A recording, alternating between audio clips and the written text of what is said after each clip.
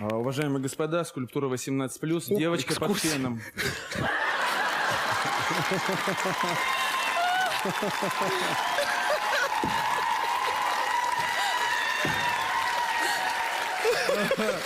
Диман соскучился по экскурсии. Самые странные отношения у меня были в лагере для детей-инвалидов.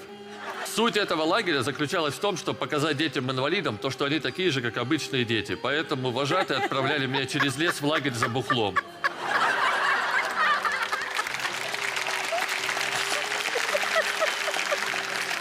У меня просто у единственной продавщицы паспорт не спрашивали. Такое ощущение, как будто они боялись. Типа, твою мать, если он так в жизни выглядит, что у него там на фото в паспорте.